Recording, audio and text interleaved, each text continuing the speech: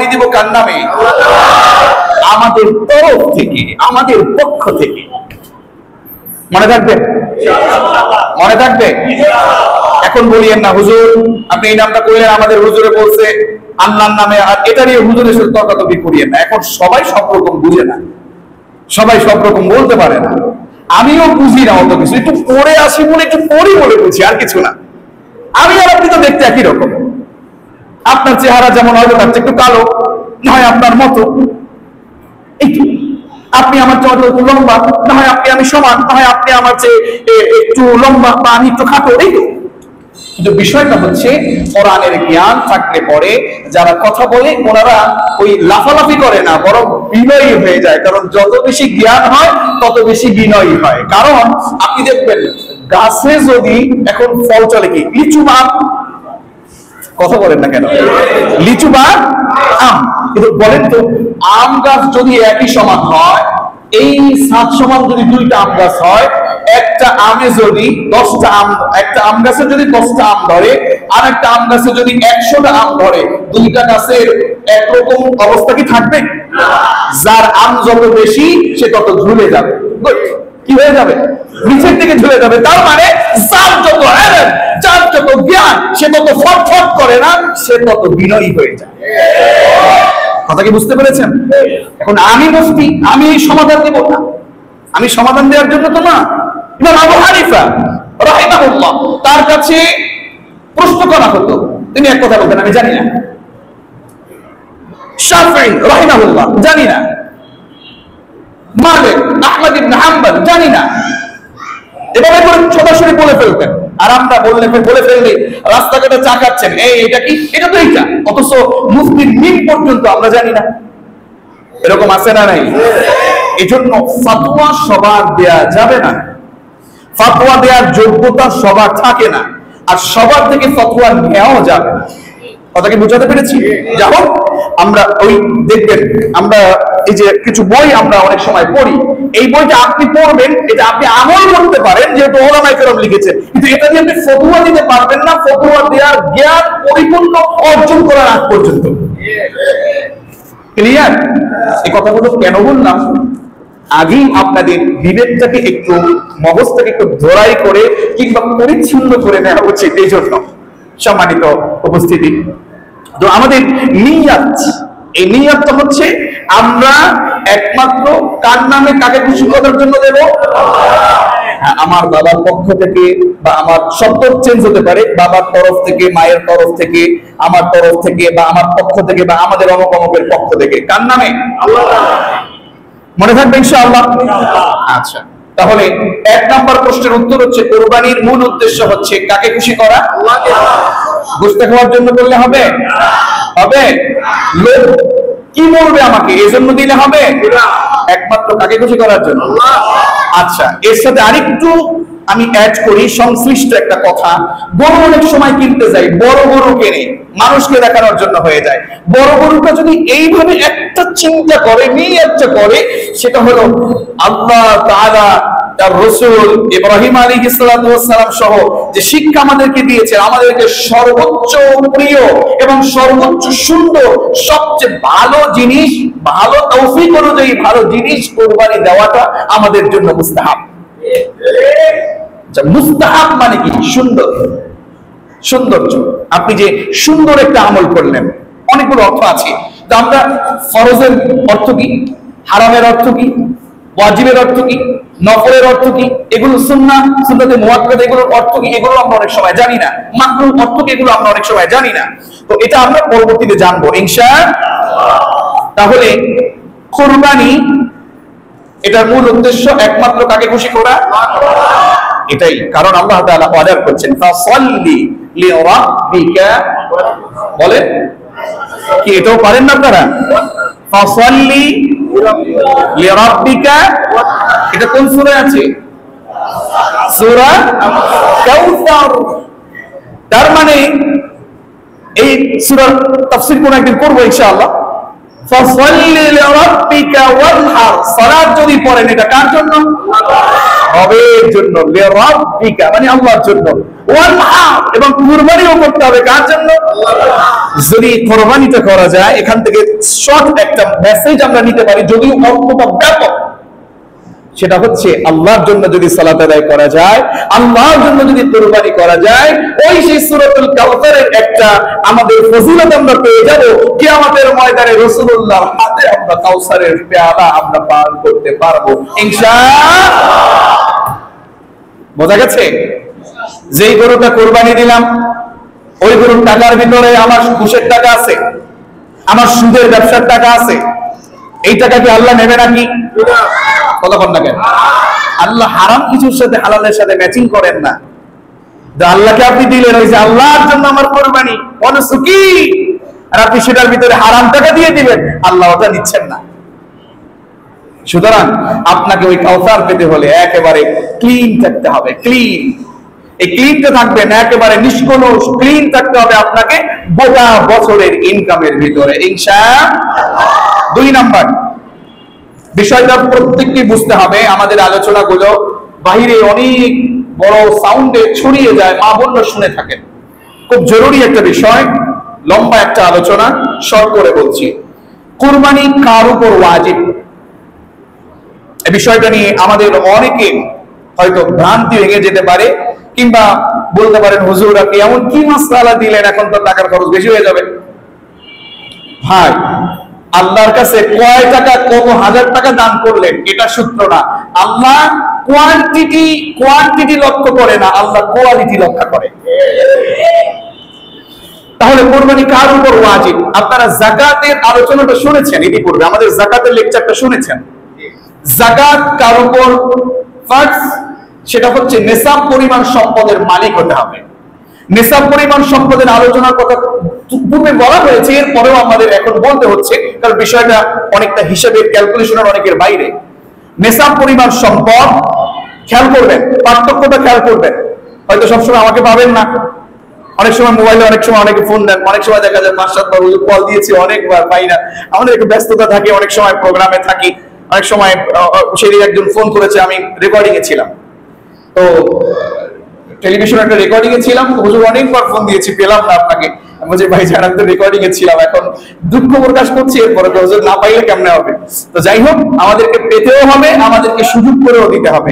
তো বিষয়টা হচ্ছে ক্লিন করে যদি এখন বোঝেন, তাহলে আশা করি এটার ব্যাপারে আর প্রশ্ন থাকবে না ইনশাআল্লাহ।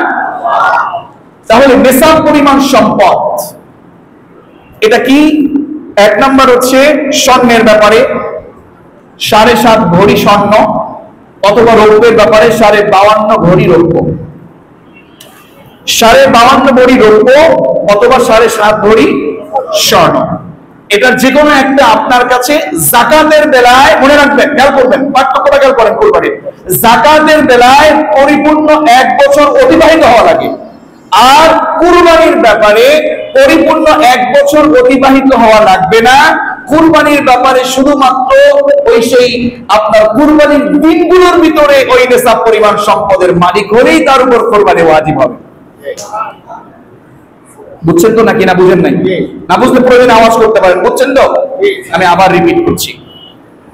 যাকাতের অর্থ, যাকাতের সম্পদ, এটা যাকাতের বেলায় পরিপূর্ণ বছর অতিবাহিত হতে হবে নেসাব পরিমাণ সম্পদের মালিকের জন্য। আর কুরবানির জন্য সারা বছর 1 বছর আপনার অতিবাহিত হওয়া লাগবে না। যাকাত গত বছর দেন নাই সেটাও লাগবে না, কিন্তু আপনার যাকাতের পরিপূর্ণ 1 বছর হয় নাই সেটাও লাগবে না। ওই 3 দিনের কুরবানির ওই 3 দিনের ভিতরে আপনি যদি সম্পদের নেসাব পরিমাণ সম্পদের মালিক হন, আপনার জন্য পূর্ণ প্রাপ্ত বয়স্ক সুস্থ মস্তিষ্কের মুসলমান হলে আপনার উপর যাকাত দেওয়া ওয়াজিব, কুরবানি দেওয়া ওয়াজিব। জাযাকুমুল্লাহ। কি বুঝাতে পেরেছি?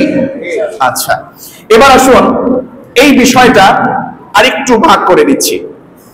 সবার কাছে 7.5 ভরি স্বর্ণ নেই, এই আলোচনাটা আমরা যাকাতের সময় করেছি। সবার কাছে 52.5 ভরি রৌপ্য নাও থাকতে পারে, কিন্তু 1 ভরি স্বর্ণ আছে, 5 ভরি রৌপ্য আছে, 50,000 টাকা আছে।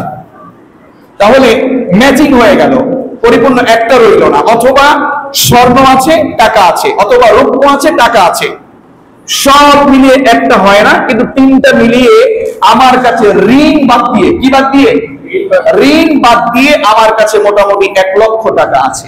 কয় লক্ষ? 1 লক্ষ। আপনার উপর কুরবানি ওয়াজিব। এরকম লোক কম নাকি বেশি? কথা বল না কেন? এরকম অনেক আছে যে আমরা তো ঋণ কেমনে দিব। হ্যাঁ, ঋণ আপনি 20 লক্ষ টাকা, আপনার কাছে টাকা আছে 21 লক্ষ টাকা, সম্পদ আছে 21 লক্ষ টাকা, সেখানে কি আপনি 20 লাখ বাদ দিলে 1 লাখ থাকে কিনা? তারপর কুরবানি ওয়াজিব। এখন এই 52.5 ভরি খেয়াল করবেন, স্বর্ণ রৌপ্য টাকা অথবা স্বর্ণ টাকা অথবা রৌপ্য টাকা একত্র হলে পরে তার মাসআলা হচ্ছে একেবারে কমনের মতো 52.5 ভরি রূপার সমান, কারণ এটাই গরিবের জন্য সুবিধা। বুঝতে পেরেছি? তাহলে 52.5 ভরি রৌপ্যের দাম বর্তমানে কত, এটা হিসেব কষে আপনি মিলিয়ে দেখবেন মোটামুটি 80,000 টাকা প্লাস, 84,000 টাকা বা 90,000 টাকা ঋণ বাদ দিয়ে আপনার কাছে নেশাব পরিমাণ সম্পদ, এটা ওই 3 দিনের মালিক হয়ে গেলেই বা 3 দিনের মধ্যে টাকা আসলেই, আপনাকে যদি 10 তারিখে হোক বা 11 তারিখে হোক, 12 তারিখ সূর্যাস্তের আগেই যদি আসে, আপনার জন্য কুরবানি দেওয়া। বুঝতে পেরেছি? এবার একটা প্রশ্ন এখানে আছে, কেন মা বোনদের কথা বললাম? এখানে এরকম অনেক ব্যক্তি আছেন মা বোনদের পক্ষ থেকে কুরবানি দেন না, আছে না নাই? কিন্তু মা বোনদের ঘরে 5-10 হাজার টাকাও আছে, 1 ভরি স্বর্ণও আছে, আবার রৌপ্যও আছে ব্যবহারের জন্য, আছে না নাই?